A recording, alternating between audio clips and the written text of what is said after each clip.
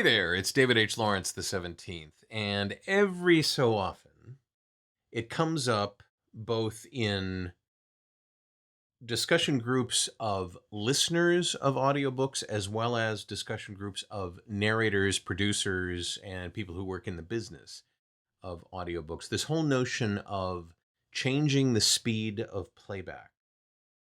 And on the face of it, I don't like it. I don't like what it does to the performance. I don't like the feeling of, yeah, I don't find this book valuable enough to actually hear it the way it was meant to be heard.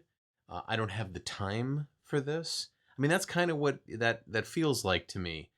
And I think about movies, and I think about television, and I think about radio, and I think about all the other forms of entertainment that we engage in, video games. Sometimes things get sped up. I remember when television, when they were trying to squeeze more commercials into television, they would speed things up. And some of the old shows, you can really tell because the frame rates to begin with were less than they are today. And so things jump and they get real jaggedy. It kind of ruins the moment. I mean, not that you can you look at old television like 50s, 60s, 70s television and go, that was the epitome of production. But still, you want to give it the benefit of the doubt. And I feel the same way about audiobooks. I feel the same way about records. I mean, when I worked as a DJ, I knew that the program directors and the consultants of top 40 radio stations across the country were speeding up records probably 3, 4, 5%. Number one, you could fit more commercials in an hour. You could fit more records in an hour. And there was this feeling of brightness that artists hated. They would come in and they would hear their stuff on the radio and they would go, man, that isn't the way we recorded that. It happened to me a lot. And I kind of was like, yeah, it's not me, man. Good to take it up with the program director or the operations manager.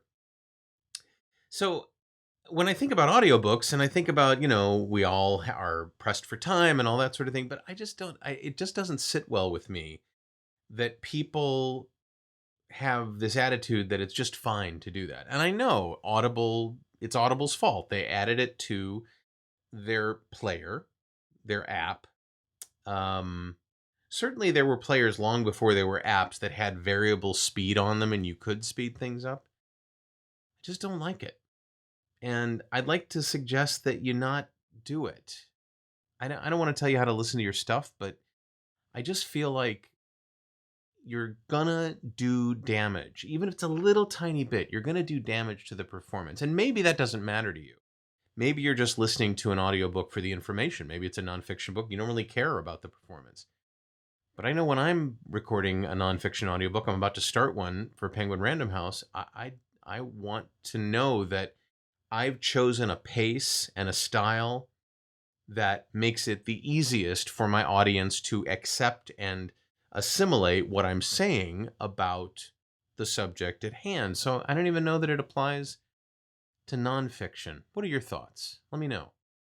Leave me a comment below this video, especially if you're on the website as opposed to on YouTube, because I really would know what you think.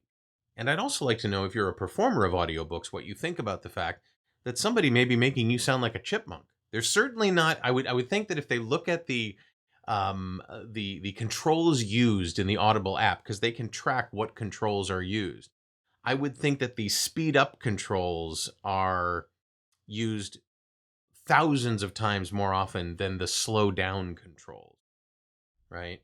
So anyway, tell me what you think. What do you think? Do you do it? Do you find it an issue? If you're a performer, do you care? And if you do care, what do you tell people who say that they do it? I'd love to know what you think, and I'd love to know how you handle it. If you'd like to join my mailing list, that'd be great. There's a box below that says sign up for the list. Do it there. And if you'd like to see the latest episode that I've done of these one-a-day videos, we're doing one per day for the whole year. That's the challenge that I'm in the middle of. Go ahead and click on that frame there, and YouTube will play it for you. A couple days left to go to Project X. I'm David H. Lawrence, 17. Thank you so much for watching, and I'll talk to you tomorrow.